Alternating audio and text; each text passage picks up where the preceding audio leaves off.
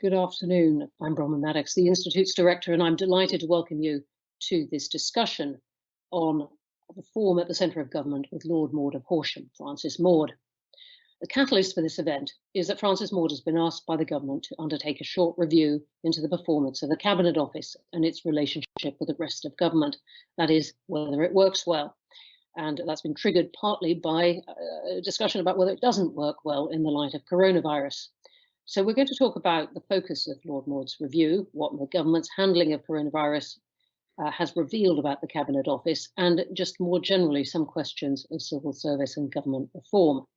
And there is going to be an opportunity for questions via the questions and answers panel on the Teams live stream page. So please start sending those questions now.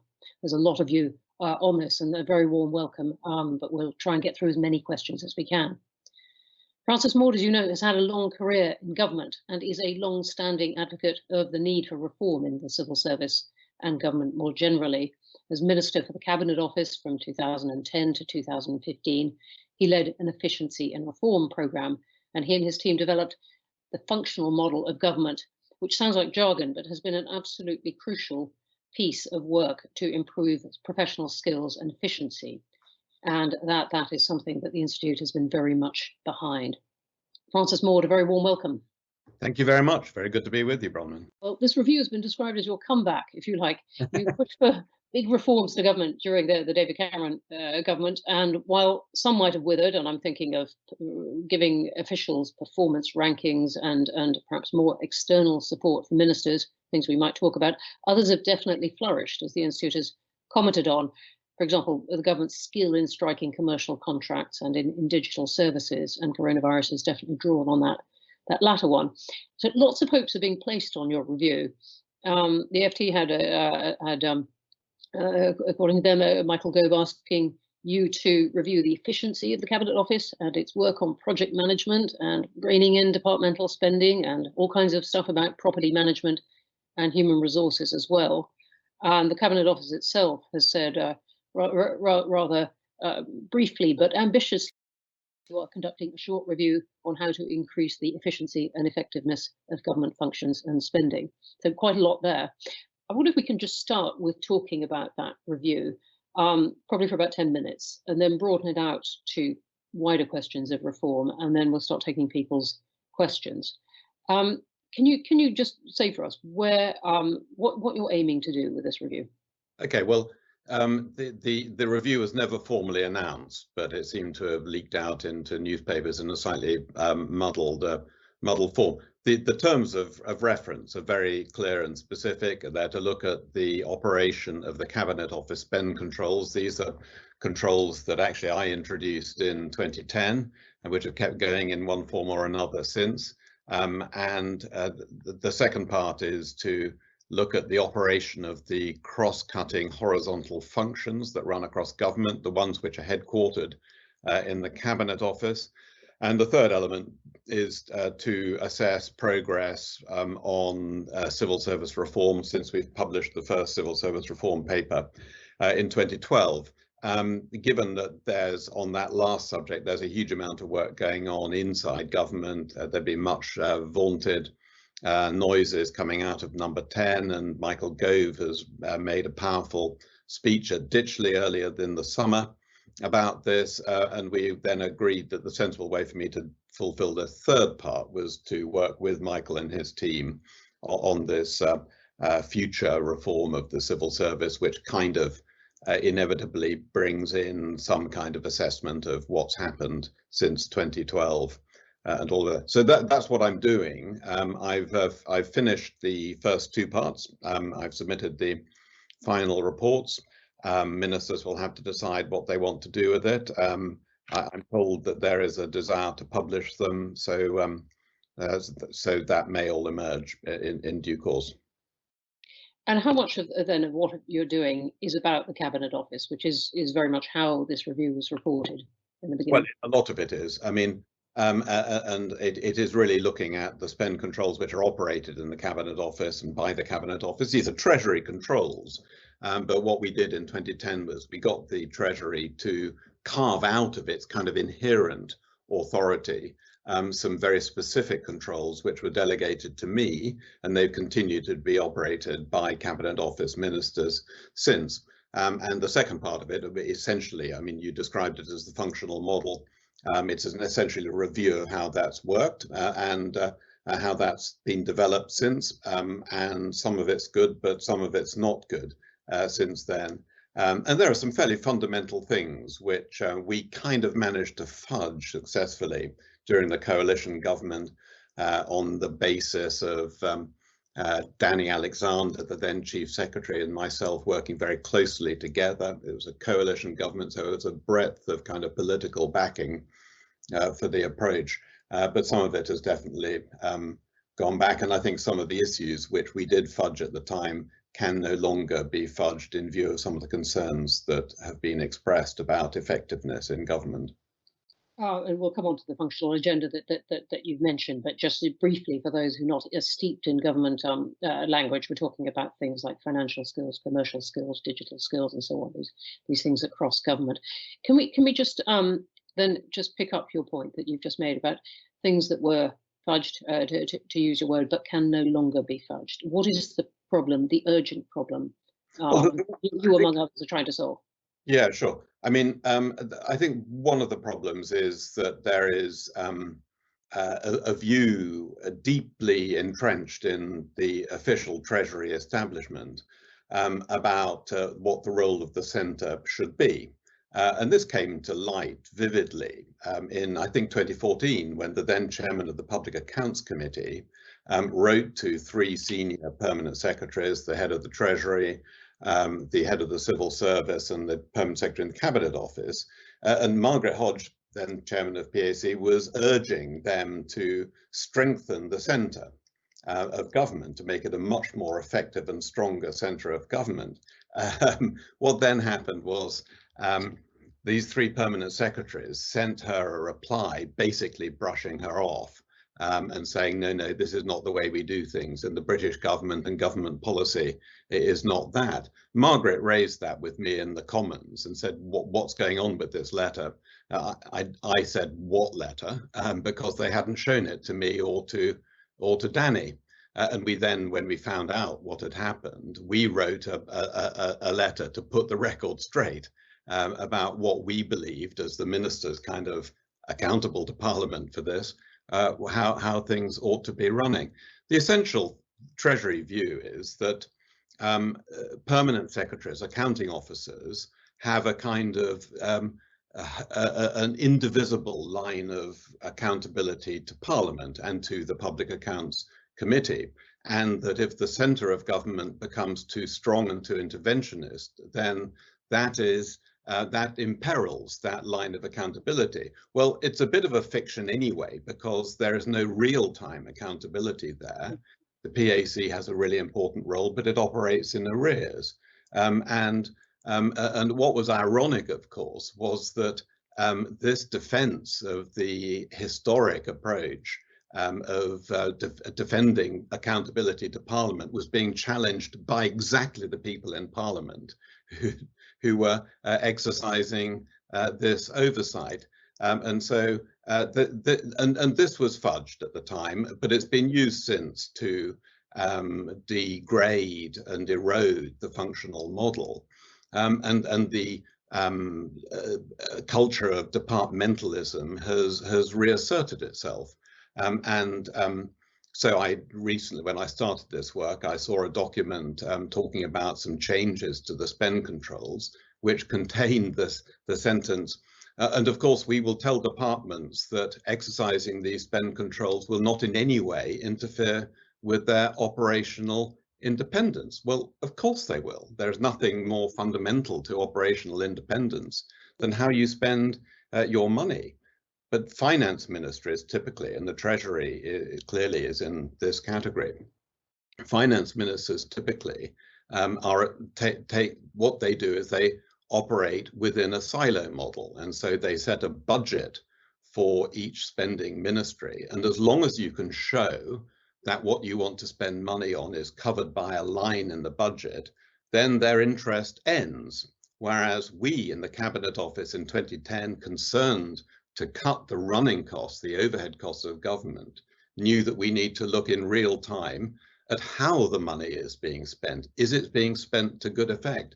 And that was the origin of the spend controls. And that was the beginning of developing the functional model, where you look at these cross-cutting horizontal functions like financial management, procurement, digital and IT, property, project management, all of these things which are recognizably the same function and require the same kinds of skills wherever you find them in government, but which typically in governments are divided up into the silos, which means government works much less effectively. Yes. As you described it, I mean, the British government does have a long history of, as you said, working with the Treasury very much as you've described, getting departments to meet their budgets, of not overspending some individual projects aside, but has been much less successful at what you've also just described of looking at how that money is spent and whether it's spent to best effect, and indeed at the performance of government departments. What kind of accountability would you like to see of, say, the permanent secretaries to the centre of government? We're talking really about number 10 of the Cabinet Office here, perhaps the Treasury as well. What kind of accountability? If it's not, as you said, the classic answer of, well, they're accountable as accounting officers to Parliament. Well, I think we have to say that in the modern world and the world we're in, which is digitally very, very closely connected, or can be, we need to think about government in a different way. And we need to think of the centre of government, which clearly in our system is essentially number 10, Cabinet Office and the Treasury. Think of that as being the headquarters function for government. And, you know, departments are kind of departments, the clue's in the name. And obviously they have a high degree of autonomy. The ministers in charge of departments, subject to collective responsibility, of course, have policy autonomy. But the idea that you can have completely responsibility for delivery, for implementation, and for spending money, which is only accountable a long time in arrears, is just absurd. No modern effective organization would work like that, which is why the spend controls were so important, because we then said, well, you know, this may be, you may be able to show us a line in your budget that covers this expenditure, but do you actually need to be buying 50 new vehicles or whatever it might be? Is that actually necessary? And if it isn't, then we're going to stop you doing it. But even if it is necessary, is this the right way to spend the money? Is this good value?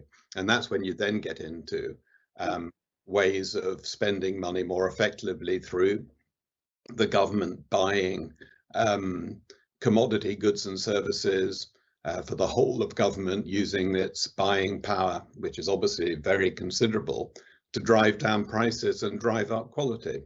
And so that kind of real-time accountability, and ministers by and large were fine with this.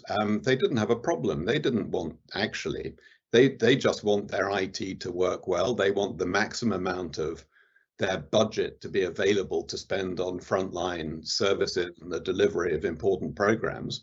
And if the centre can help them to make the money go further, then they were thrilled. It tended to be the permanent secretaries and the most senior civil servants who felt in some way threatened by this. The best of them not. The best of them said, we totally see the point of this and we think it makes sense. But, you know, there was quite a lot of resistance, I think it's fair to say. Yes. What's your view about the centre then, having done this, and particularly about the Cabinet Office? Is it too big, too sprawling, too unstructured, or actually too small, as some people have said, saying, look, it doesn't have as many policy experts as, for example, some other countries do. There's a piece of IFG work that says not as many, for example, as in Australia, Canada, Germany. What is your view about the Cabinet Office in particular? Well, I don't think size is everything. I think the first thing I would say about the centre of government is that it needs to be much more joined up, and the Treasury and Cabinet Office need to be much more joined up. I think actually there's a case for bringing much more closely together the spending part of the Treasury with the kind of functional centre of government in the Cabinet Office. Maybe something like the Office of Management and Budget in the United States, or maybe, you know, plenty of governments have a budget ministry. In Australia, you have a Treasury, which is like the Finance Ministry, and a Ministry of Finance, which is actually the Budget Ministry in reality.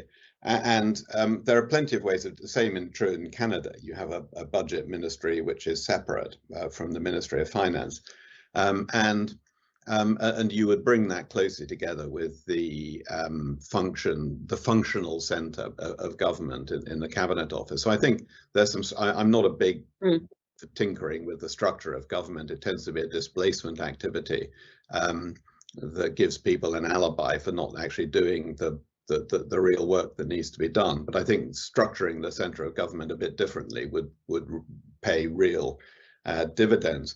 Is the Cabinet Office too big? It has grown hugely since my time. Some of the functions have grown enormously. Clearly, you know, Brexit did impose some demands, but there was, after all, a separate Brexit department. And you know, and when I talk about the functional model, strong leadership of these functions, cross-cutting functions at the centre of government, I don't mean huge centres. You need three elements for the functional model to work. You need a leader who has to have high technical credibility and authority. That's a leader of that function, for example, head of national services. Yeah. So you need a head of what is now being recruited, a chief digital officer, for example, to lead the digital and IT function across government. You need a chief people officer. There is one, and they need to be good. They need to have powers of leadership to get people to buy into what is being done and all of that. But they need high technical credibility. You need a hard core of capability, again, really high-end capability. Best in class capability at the centre, but again, it doesn't need to be a lot of people, but it needs to be very good. And this is an old campaign of the IFGs, I should say, to make sure that people at the head of the finance function have excellent financial and accounting skills. Absolutely, no, that's crucial. And then you need a mandate, and the mandate is critically important. And the mandate is the thing that too often gets is too weak. And if it's too weak, then you won't frankly get or keep the right leader of the function, because if the leader feels they've got to spend all of their time getting the attention of the departments around Whitehall, then they'll get demoralized and leave. Without the right leader, you won't get or keep the right capability at the centre. And if you don't have the right capability at the centre, then the mandate gets eroded, it gets attacked. And so these things, if you get it right, it's a virtuous circle. If you get it wrong, it goes into a downward spiral. And I'm afraid there's been some of that in the functions since 2015. You've been critical. You've had a long history of advocacy for reform, as I was saying at the beginning, and you've been critical at times, very critical of aspects of the civil service, calling it, for example, defensive and deeply flawed. Was there a time when you, looking back, when you think the civil service was great and suited to the challenges of that time? In which case, I'm wondering, if so, what changed? Was it the civil service or the circumstances? Or maybe you never thought it was great? Well, I don't know, really. I mean, I'm not a big one for looking back. I think it has been very good at various times. I mean, Peter Hennessy has written very interestingly about Whitehall. He's become a bit less radical than he used to be. And in his big history of Whitehall, he recounts how in the Second World War, drawing on the flawed experience, but instructive experience of the First World War, the civil service was extremely good at bringing in people from outside and using them really effectively. So people from business, from academia, there was a huge influx of people into the civil service during the Second World War. And then there, at the end of the Second World War, there was a debate which was, should we continue with this? Should we continue with a much more heterogeneous civil service, or should it revert to its very sort of tightly controlled, rather, I would say, insular approach which had characterized it before? And it was a debate, it was a vigorous debate, and the civil service establishment won decisively. And that was, in Peter's view, and I think that's right, he's a much better historian than I am. I think he's right that that was a big opportunity lost. And you see some of the effects of that now. I mean, one of the things I've gone on about is the need for the existence of the class divide in the civil service and the need for parity of esteem. You have kind of white collar, mainstream policy Mandarin type civil servants who basically, they're the white collar. They tend to get the top jobs. They're above the salt. And then there are blue collar, below the salt, the people who are responsible for operational delivery, who are maybe the financial people, commercial, IT and digital, property, project management. And they're kind of regarded as sort of, your job, don't bother us. You go and take away what we've decided. You go and just do it. Let's be clear that it's all essentially white collar jobs in the conventional sense. But as you said, there's a kind of cultural or class divide within the culture of the civil service. And too often they're kept away from ministers. And you see a lot of problems arising from that. So the people who are going to be charged with actually making things happen and for operational delivery and implementation, if they were allowed to be and brought in to be much closer to ministers when the policy decisions are made, then a lot of the mistakes would be avoided, because they would then be able to push back and say to ministers and to the senior policy civil servants, actually, if that's what you're trying to achieve, this is not the right way to do it, it won't work. And a lot of the things which have failed have been because implementation challenges were not sufficiently surfaced, and it's because the people close to ministers, the white collar, as it were, policy Mandarin type civil servants weren't equipped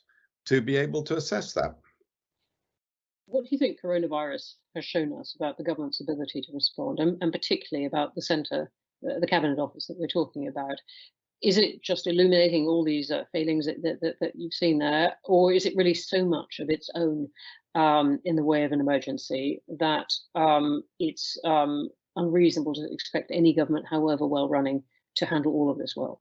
Well, I don't think there's any government in the world which you would look at it and say this has been exemplary, and this has been completely unprecedented. Coronavirus, COVID, has raised challenges which nobody could have envisaged, and yet it is right that there were on the government's risk register a pandemic. It was definitely something which was there.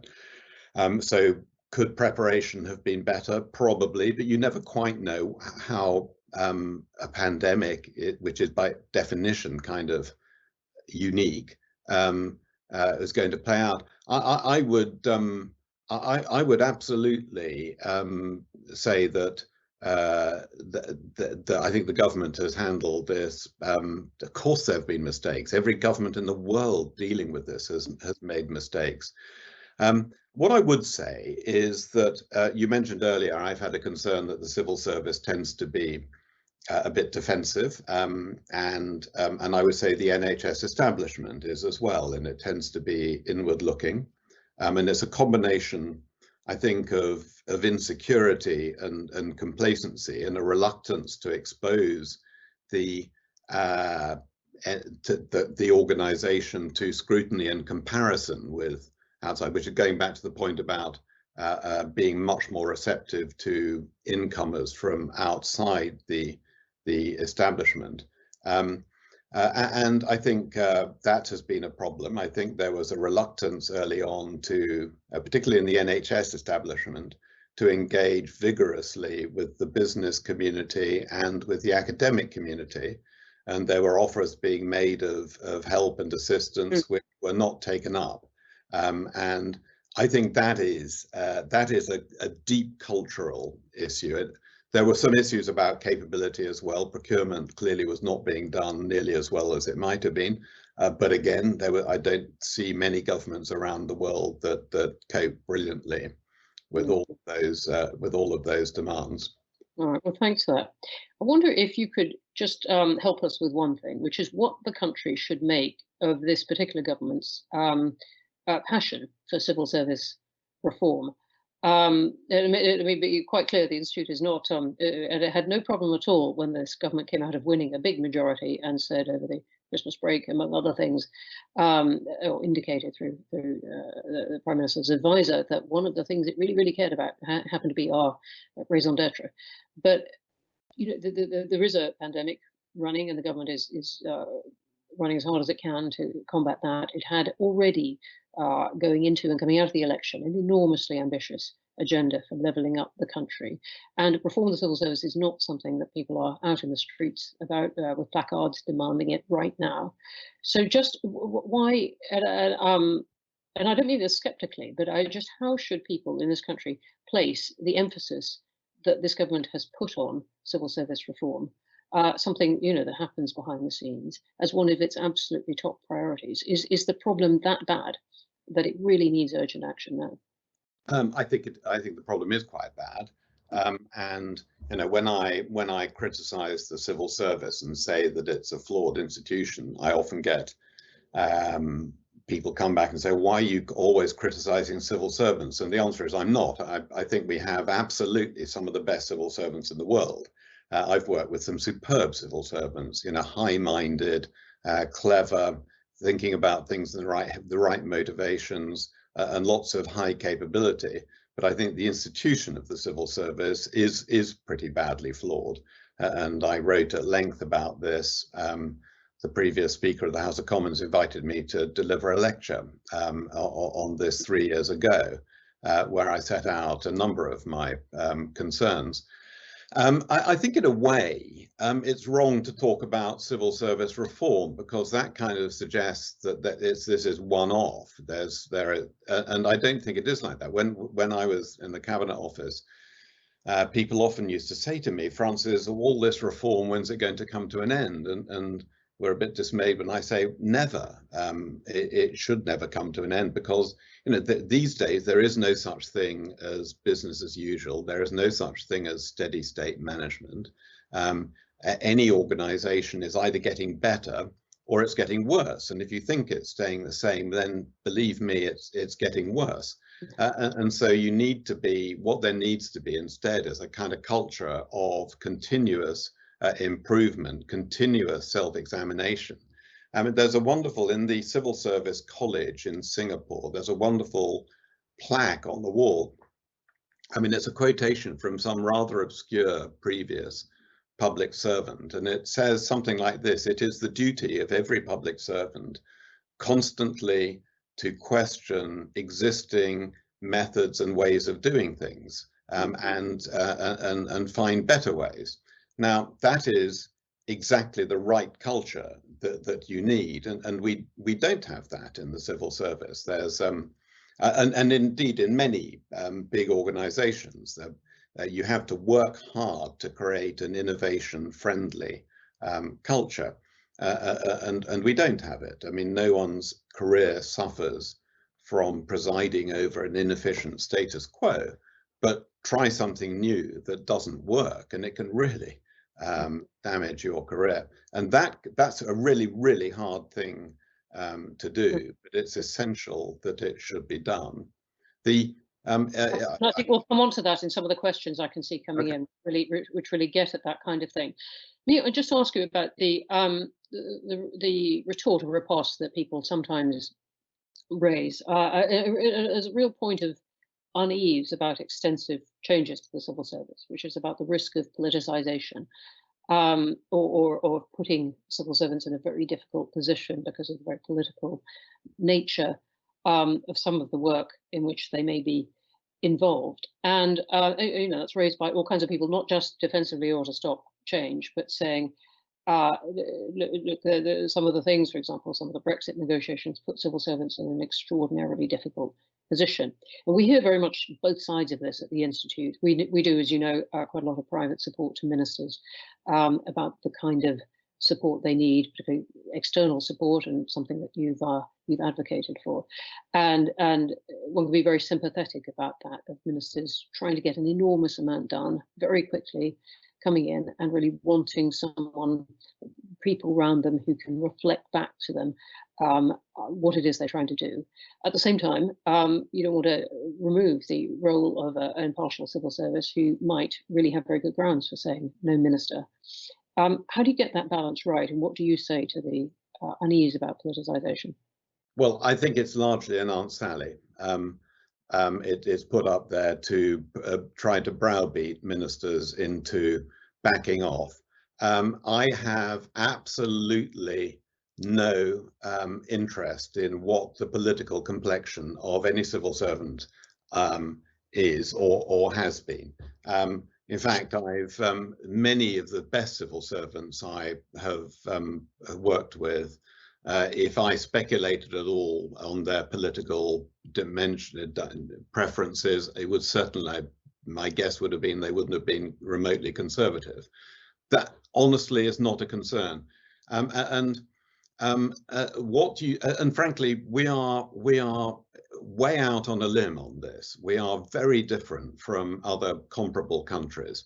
In Australia, ministers have large offices with mainstream civil servants who are freed while they are in those offices from the constraints of political impartiality. Same in France, and they just manage. And the argument always is, oh well, if they're too associated with ministers from one government, then they won't be able to be used by another government. Well, actually, sophisticated, grown-up systems find a way of managing that, and so they. Someone who in the French system who has been very closely associated with the senior minister, they kind of go somewhere where they can detox for a while, and then but there is a real understanding of the value for an effective government of ministers having people who can be close to them and effective in speaking truth to them. And this is an annoying phrase that's often used. You must have people who speak truth to power. Actually, the thing I complained about, one of the things I complained about as a minister when my last time in government, was the reluctance of too many civil servants to speak truth to ministers. And too often what you had was officials not pushing back and then not doing it. And what you absolutely want, I mean, the best ones will say, I know you've decided this, minister, but actually, can I try and persuade you out of it? And of course, if you're a sensible minister, of course you say, yes, I want to hear the arguments. If you've got some evidence which suggests that what I want to do isn't the right thing, I absolutely want to hear it now rather than later. So speaking truth under power is absolutely right, it has to be truth. And some ministers have raised concerns that too often the advice they get is not based on real substantive evidence. But this politicization thing is a total red herring. It is not the concern that ministers have about their ability to influence senior appointments much more is not about having people who are politically congenial. It is about having people whose principal accountability is to them, not to the other civil servants who appointed them, I suppose is the crunch point on this. Yeah. No, well, thanks for setting that out. And it's something the Institute's written a lot about, in a way that the yes minister was correct in many, many ways, except for the central conceit. That is, that civil servants often feel under pressure to say yes, much more than they do no. It would be wrong of me to ask you to set out here in public the conclusions you've already sent in private to the government, but nonetheless, if you could pick a bunch of things that you wanted done right now as part of this, the government's reform, what would they be? Well, I think one of the things I regret is that the custom we started of publishing every year the savings that had been made through the efficiency savings that had been made through spend controls and functional reform, that's been discontinued. And this was a very powerful thing. We were able to show that cumulatively over 5 years, we saved over £52 billion, essentially from the running costs of government, and that they rose every year compared with the base year, 3.75, 5, 10, 14, 19 billion over that period, and that series was discontinued. The Treasury was always very negative about publishing these figures because their view was, well, these aren't savings that come back to the Treasury. And of course they're not. This is money that is prevented from being wasted, so that the money that is being spent can be spent on the things that really matter. And of course the advantage from the Treasury is that then releases or reduces the pressure for additional spending that would otherwise flow as a result of wasted money. So I would absolutely want to reinstate that. There was a cabinet committee we had, which Danny Alexander and I co-chaired, on efficiency and reform, and that's been discontinued. And so there's much less ministerial attention on these areas. I think the mandates for a number of these central functions has been diluted since then, and that then goes back to the point about undermining of the functional model and this sort of the resurgence of departmentalism, the resurgence of the silo model versus the functional model. Those are the kinds of areas where I would want to see changes, and there will be, plenty of places around the system where this is not what people want to hear. Let's come on to the questions. There's a lot of excellent ones. We'll start with one from John Burt, who says, I wholeheartedly agree with Francis's overview, but would he agree, in addition, that there is a real weakness in the Treasury's oversight of spending, an absence of the kind of financial analytical capability found in the best of the private sector? Yeah, no, John is absolutely right. And John did some great work on this when he was based in Number 10 with Tony Blair. He understood it very, very, very well indeed. But that's the point, really. The Treasury, what the Treasury are very good at, has lots of extremely clever economists, and they're very good at doing the kind of cost-benefit analysis, which helps to inform the decisions on how to allocate money between programs and projects. But what they're not good at doing, and they're simply, it's not a criticism, they're simply not set up to do it, is to assess what the cost should be. So the point that what we started to do was to say, yes, there's obviously decisions to be made on the cost-benefit ratio of any particular decision and project, but have you really understood what the costs are? Is your assessment of the cost realistic, and can they be reduced? And can the operation, the delivery risk be reduced? I mean, one of the reasons why the Treasury has historically been, and it's very understandable, been very skeptical about big projects, is that too often they massively overrun in time and cost, and the social and economic benefits are therefore compromised. And so they kind of are negative. That's why the deep negativity about HS2, for example, but also many other big infrastructure projects. But the way to deal with that is not to stop them happening, but to make sure they happen well. And the Treasury doesn't have good insights into that.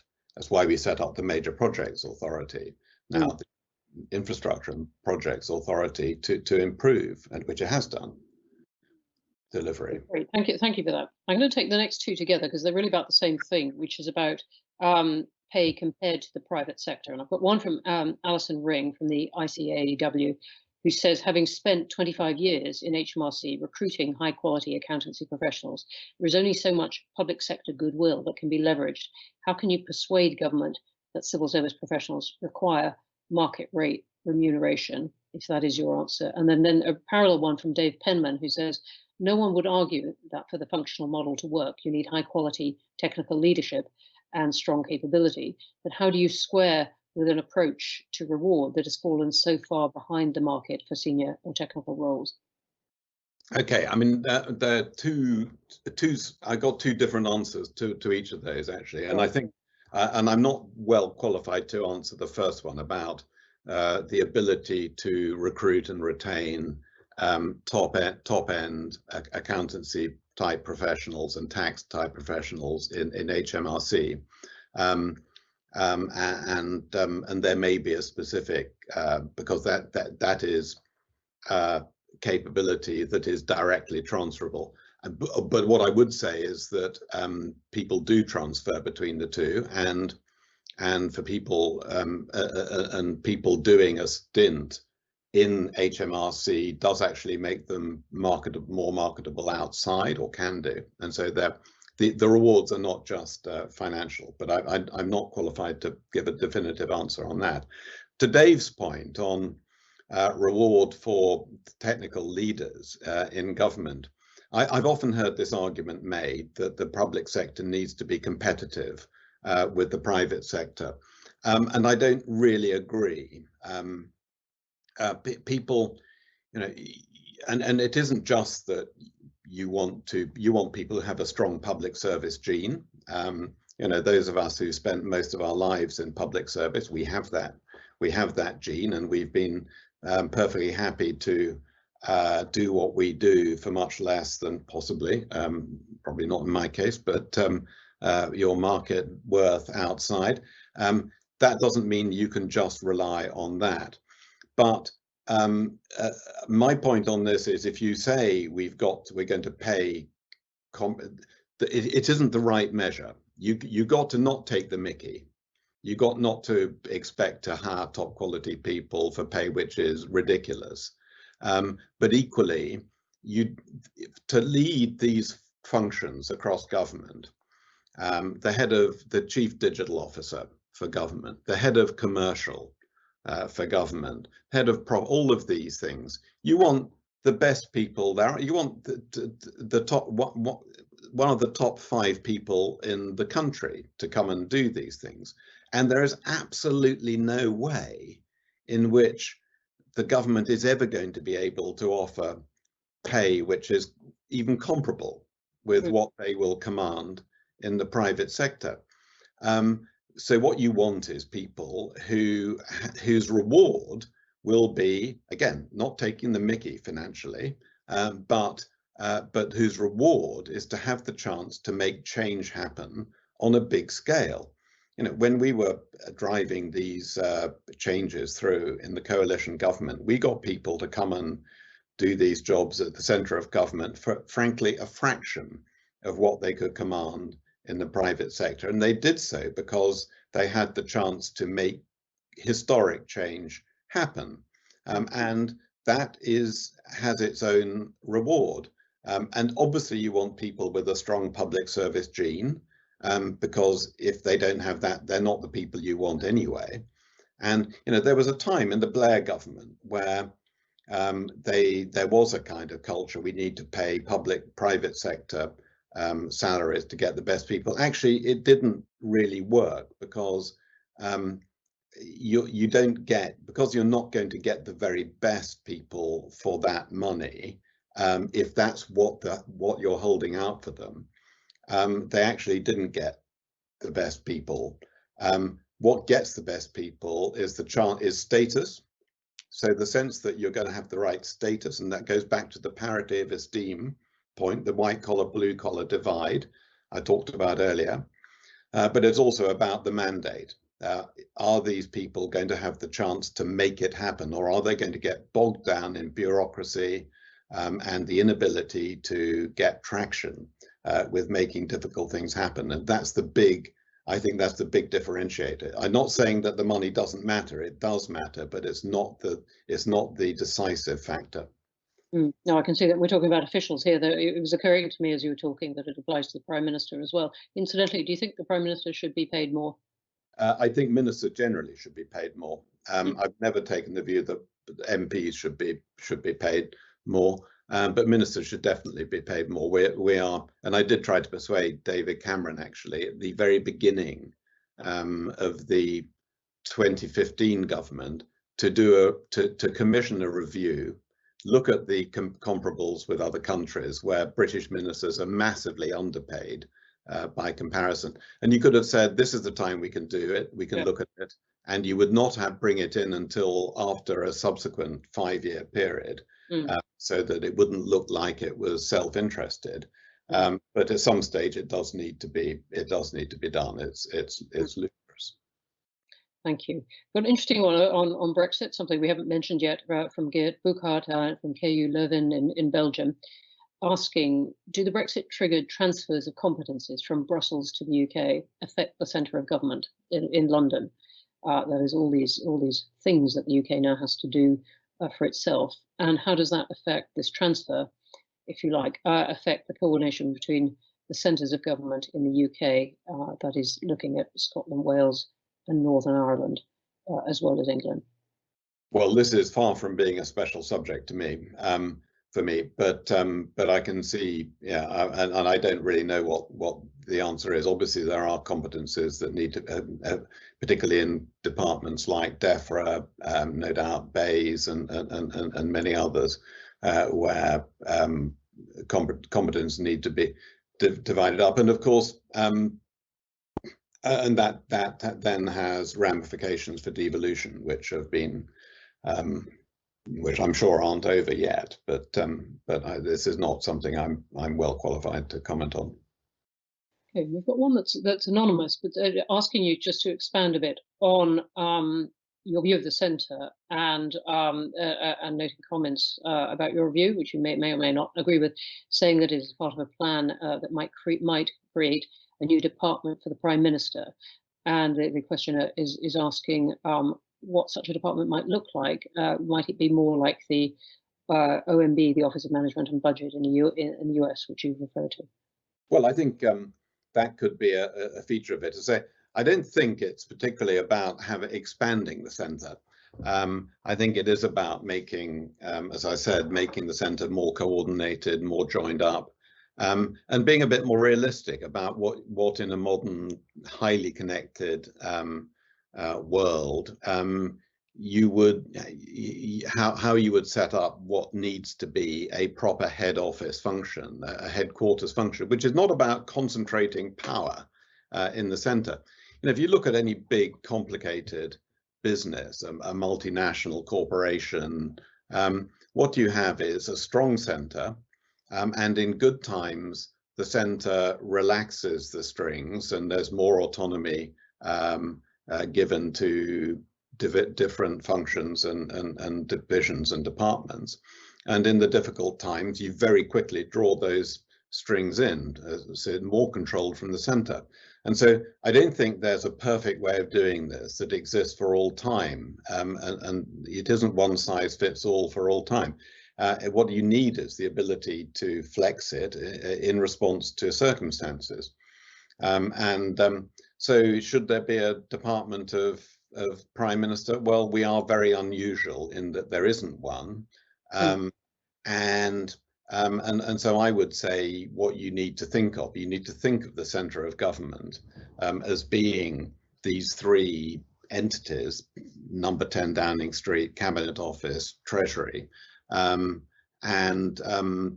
maybe configure it in a different way, in a more joined up way. But I don't think you need to.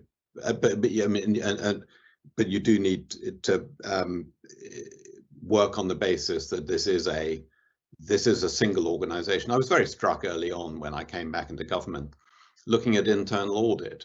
I naively assumed that internal audit meant it was internal to the government, and turned out that was far from the case. It was internal to each department. And one of the good things the Treasury did was to create a single, or what was meant to be a single, internal audit agency, but it isn't for the whole of government. Joining it is still voluntary. And this idea that somehow government can in these days be a sort of extremely loose kind of confederation of basically autonomous entities is just for the birds. That's just not possible these days. Let me go on to one from Sue Street, which is an important question that really goes to the kind of debate people are having now about coronavirus, about what should be done at the centre and what absolutely needs to be done at local areas. And she says, I supported many of your reforms, including the departmental management boards with non-executive, with NEDs, but could the very strong centralisation and control prevent delivery departments getting closer to citizens to ensure policies are genuinely operationalised? Well, I think Sue's absolutely right, that you have to get this balance right.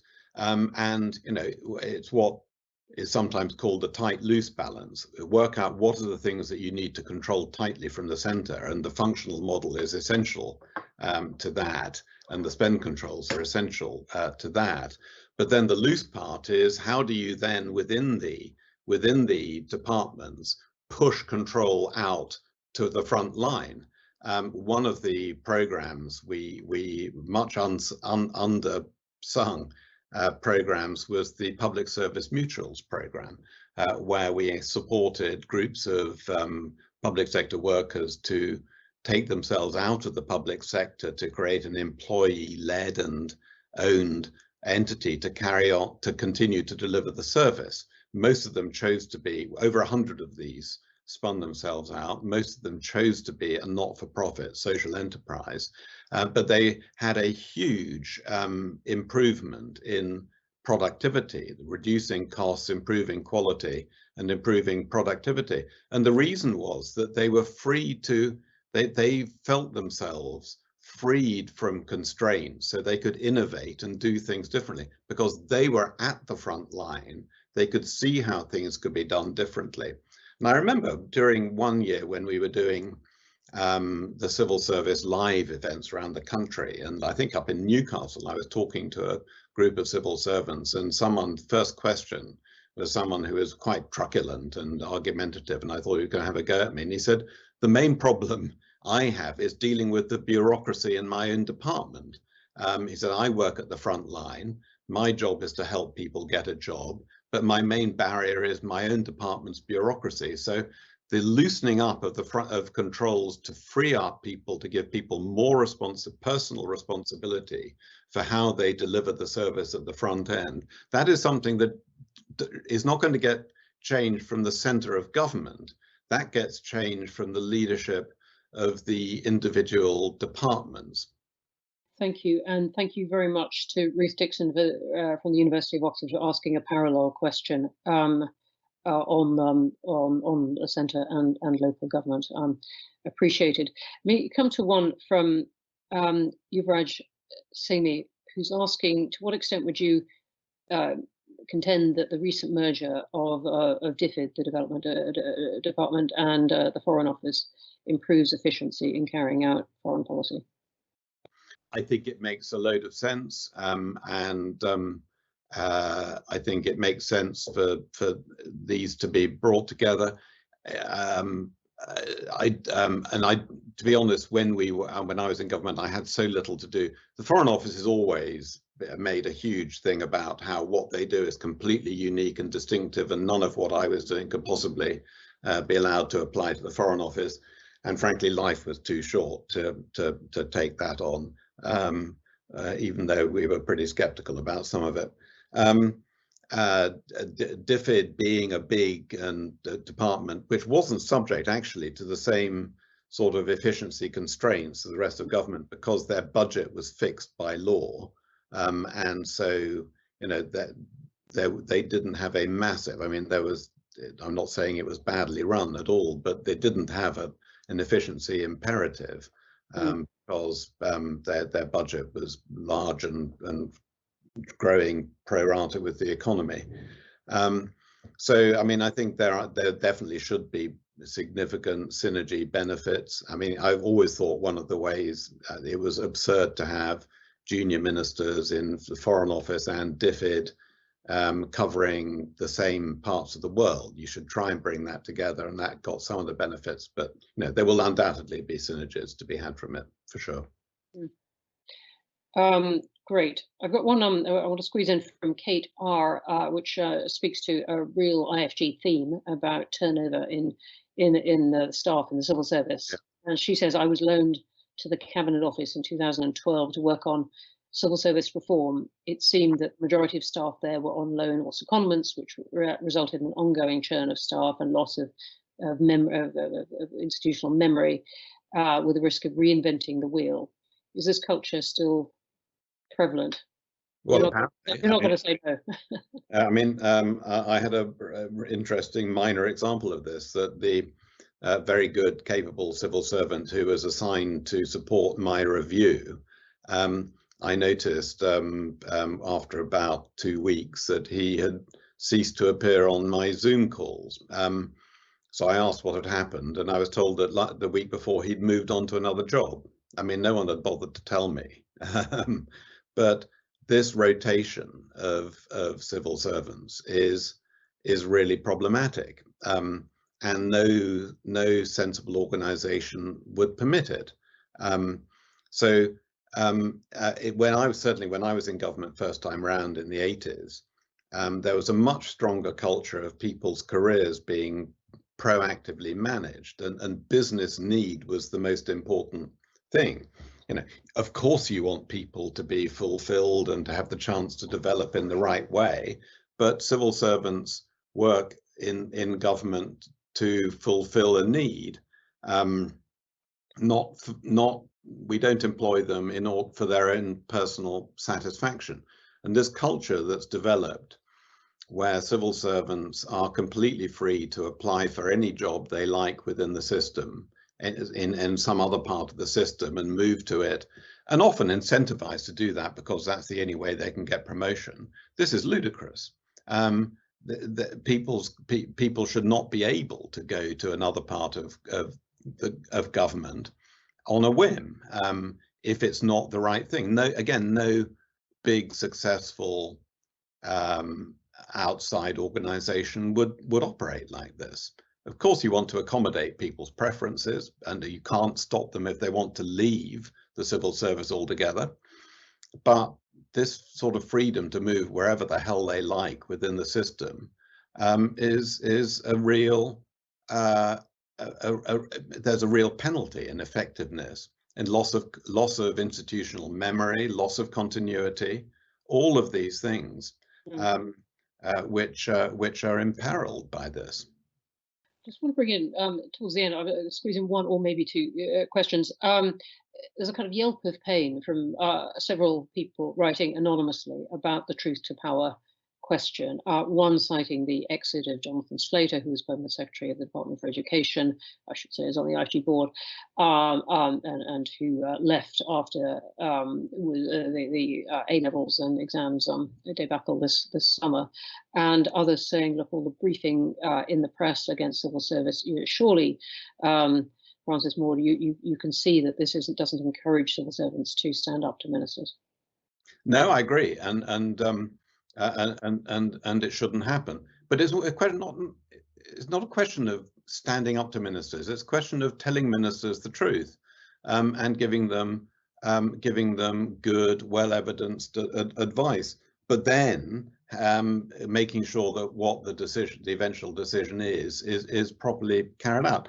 I should say, I mean, I've been critical about some aspects of the civil service. I think one of there are plenty of failings on the side of ministers as well. I would like to see much more formal training of ministers. I think the political parties should be much more vigorous in properly assessing the capability of candidates for ministerial office, working out what their strengths are, as you would again in a normal business, and then equipping them, ideally before they become ministers, with some of the skills you need to be an effective minister. This idea that you can pluck someone from what is inevitably a limited talent pool of backbenchers in the House of Commons, and suddenly expect them to be high-performing ministers is ludicrous. That is something I think that also needs to be properly addressed on a cross-party basis. Absolutely, and it is. I'm so sorry. We're going to have to come to an end there. as we have reached the witching hour, but that is that your last point is absolutely something the Institute works a lot on and works out privately as well. I'm sorry, I didn't mean to cut you off in mid-flow, and we clearly could go on, or I could, and the questioners certainly could, and I suspect you could, but we are going to have to wrap up then. So Francis Maude, thank you very, very much for answering so many questions of mine and the very large audience. I'm sorry for all the questions I couldn't get in. There were some excellent ones, but some of them quite long. We just run out of time. But questions noted for our own work, and thank you. Thank you all for joining us, and thank you very much to the IFG team who put this together.